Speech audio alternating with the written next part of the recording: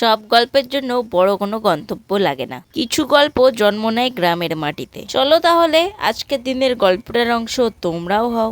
একটা বাইকে 4 জন মানুষ, 4 জন একসাথে বাইকে চেপে বেরিয়ে গেলাম। গন্তব্য ছিল মাঠের মাঝখানে ছোট্ট ডোবা, যেখানে ফুটে আছে সংখ্যায় কয়েক পদ্ম ফুল। পথটা ছিল সাধারণ, কিন্তু অনুভূতিটা ছিল অসাধারণ। মাথার উপর ভেসে বেড়ানো মেঘগুলো যেন হাত বাড়ালেই ছুঁয়ে ফেলা যায়। চারিদিকে সবুজ মাঠ, হালকা বাতাস আর সেই মনোরম দৃশ্য।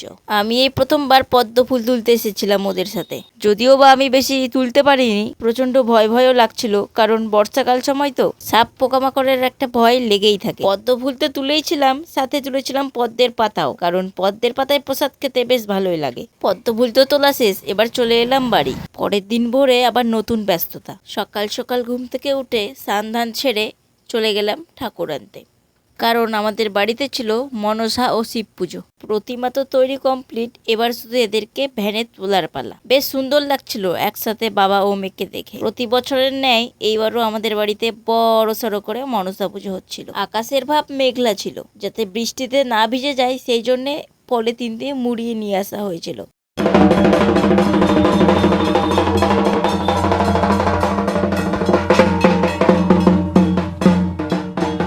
ঠাকুর বাড়িতে এনে ঢোকানোর সময় একটু ভুল ত্রুটি হয়েছিল জন্য এরকম অবস্থা ছিল, সেই কারণে আর পুজোর ভিডিও নেওয়া হয়নি। পুজো তো প্রায় শেষ হয়ে গেছে, তারপর আমি এই ভিডিও ক্লিপটা নিয়েছিলাম। পুজো শেষ হয়ে যাওয়ার পর ফিরে এলো সবচেয়ে প্রিয় মুহূর্ত, প্রসাদ খাওয়া।